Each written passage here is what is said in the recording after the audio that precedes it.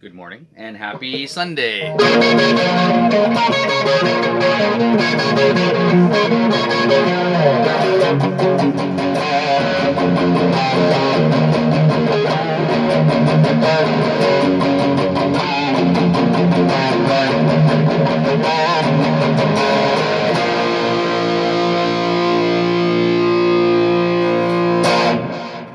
Hey, how's it going? Happy Sunday. And Elwood.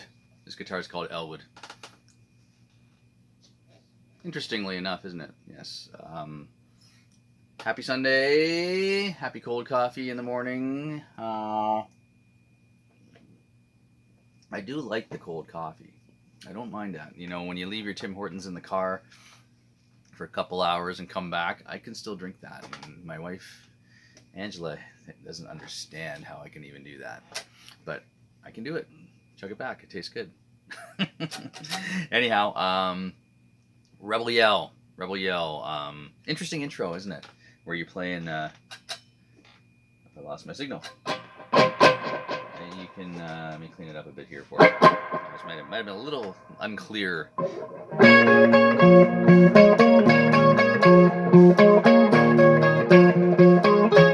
So I was at a clinic for Blues Saraceno, who is, if you don't know who he is, he replaced. Oh, hang on a second here. Poison, the band Poison, CC DeVille fired, got quit, whatever. Richie Kotzen replaced him. Then after Richie Kotzen left, we had a Blues Saraceno, who was one of those shrapnel type players, but more on the bluesy side. That's the name. He played in Poison, but I went and saw him at Steve's Music years and years ago, guitar clinic, and they started talking about Steve Stevens, and he started playing that. I didn't realize that was just on the guitar. This was a day of no tabs and no major interviews with guitar players and stuff like that. So, you know, he's kind of playing that his finger style thing. Hardest thing for me is when it goes right into the. So when I play that live with bands, with my band, I can do it. I can either just go grab a pick or I do the non-pick playing thing. But you can almost get the squeals with that. Anyhow, yeah. So that's how I figured out. Then I realized that, you know, I think everyone realized that Billy Idol was kind of an interesting artist, and then, but this guy beside him, Steve Stevens, was this completely innovative guitar player and just like beyond a lot of players actually. So, anyways, I'm playing this because I saw Billy Idol and Steve Stevens on Friday night in Toronto. Budweiser stage.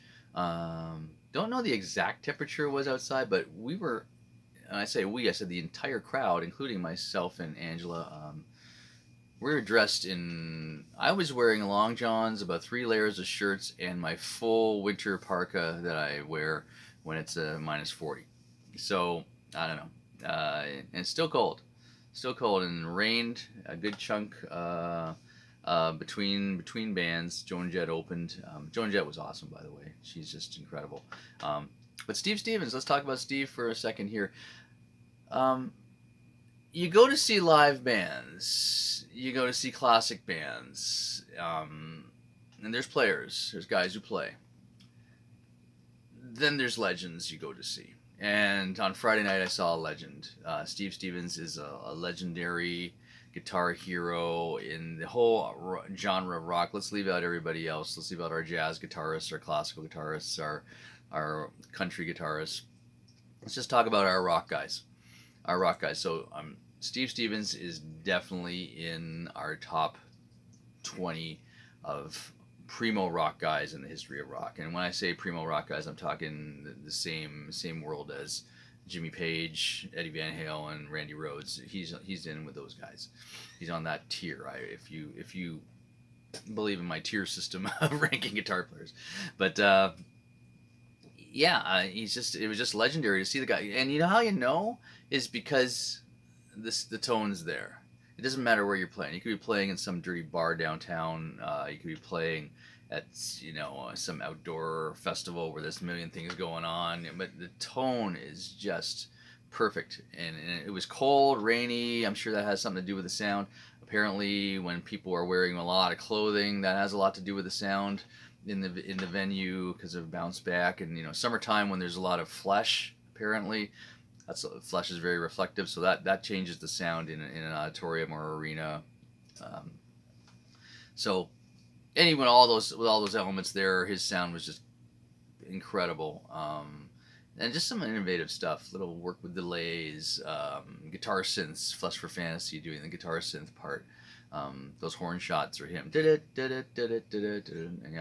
and then just going straight back. A lot of, I mean, he must have his tech switching a lot of stuff because a lot of stuff at times he was already on the other side of the stage and some major switching was going on for sounds and stuff like that. But yeah, Steve Stevens. If you don't even like Billy Idol, go see it if you're a guitar fan. He played acoustic stuff, acoustic intros. Beautiful acoustic player. Amazing. I don't know if anyone knew this, but he's an incredible flamenco player with the nylon string. He did a lot of nylon string stuff, and then of course he just had some weird guitars. That's why I brought out Elwood, because he did have some strange guitars. His guitar that he was actually playing is a main guitar. I don't even know what it is, but if you take away the this section here, it kind of looked like this. It kind of looked like that. Anyways, yeah. Yeah, the music box here, if you will. This was given to me by a student of mine, and believe it or not, he had, I think at one point in time, 20 of these. He just loved them. He bought them. He thought they were going to be an incredible thing. They are, even though they look kind of goofy, even though they are unconventional, like try and keep this headstock in tune, Les Paul guys. You might be going back to your Les Paul, keeping this in tune. But if you look at this thing, it's made with all primo parts. Like the pickups in these things, they've got to be on the Gibson quality of pickups, pots, bridges, everything. It's not any cheap overseas stuff here. This is all primo stuff. The pegs those are vintage tulips there on the head. So, anyways, Music Box put a lot into this, and I actually reminded me of this guitar when I watched a Billy Sheehan interview the other week where he was doing a tour of his studio, and he had a Music Box 12-string Tom Peterson type bass. And anyways, this is called I forget what it's called, Space Ranger. Music Box Space Ranger. I remember when they came out because it was weird ads in the magazines, but they my friend Mike, who gave this to me, donated it to the school. I called it Elwood because the week he gave it to me, Neil Elwood Peart passed away for Rush, so I named it Elwood and kept it as our school mascot at Avalon.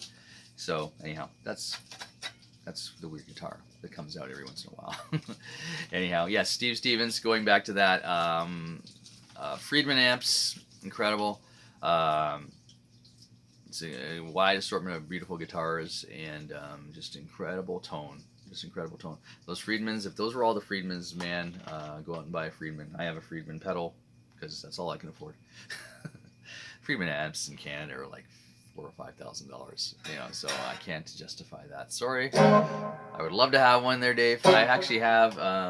It's not out, but I do have my little head, my little Friedman head that I use as a spare, and that's pretty damn cool. Anyways, yes, Steve Stevens is a legend, and you can tell that. You hear certain guys, Neil Schon, you hear Steve Lukather, you hear, Joe Satriani last year in playing with Sammy Hagar. It's just there. The sound is just there. He has no problems with that. I don't know, maybe these guys work ages in rehearsals and sound checks and that to get that tone. I don't think so. I think he just plugs in and he gets it right there. It's there. So anyways, cheers to Steve Stevens. You're phenomenal. Innovator, still got it, still playing like fire. Damn cold. I know he said he was really cold in the first song. He had a break and he talked for a bit and he goes, "Yeah, how you doing, Steve?" And I'm cold. Outdoor gig, man, it's cold. They had the roof over their head though on stage. Didn't get wet. We got wet. Anyhow, changing gears. Lots of stuff going on in the studio here. I've got wires and cables going everywhere, trying to get everything Guitars, some mods going on to some guitars. Obviously I got guitars going on here. I've got pedal boards being rewired and I had a power system problem that we're working on. All because the summer shows are coming up. We have the start of it this Saturday night. This Saturday night in Cornwall, Ontario, long drive, I know, but we are sold out in Cornwall. Looking forward to seeing everybody there for Keep the Faith, Bon Jovi tribute. And we also have some June shows coming up for Bridge on Fire coming up. We're going to be at the Pure Side. We're going to be doing some private parties and that. And then Keep the Faith is from the Starter Pistol goes off basically Canada Day weekend. It starts in Meaford, Ontario. And then a lot of Toronto dates, guys. A lot of Toronto dates in the summer, mostly outdoor festivals, Ribfests, that kind of thing. Go on our website at Keep the Faith. KeepTheFaithBonJovi.com, and you'll see our dates coming up. All our dates for Bridge on Fire will be on the Facebook page. We don't update that website too much, but I think we should be putting more dates on that website. BridgeOnFire.com, and for Bridge on Fire, just follow the Facebook page. Follow us on Facebook. Follow Keep the Faith on Facebook. Follow everybody on Facebook, but don't comment badly on Facebook. That's all I have to say. And try and keep your political stuff to be careful. I think my Angela's dad, God rest his soul, Dennis Cassidy, he said, in general public, two things don't talk about: religion and politics in your general conversations, because you will keep your life a lot simpler if you don't. Keep it to yourself. That's why we have secret ballots. Have a great one, guys. Say hi to Elwood whenever you're around, and go listen to some Steve Stevens and Billy Idol. His soul stuff is really good too, if you want to listen to some soul stuff. Take it easy. Have a good one. See ya. Happy May. We're still in May. See ya.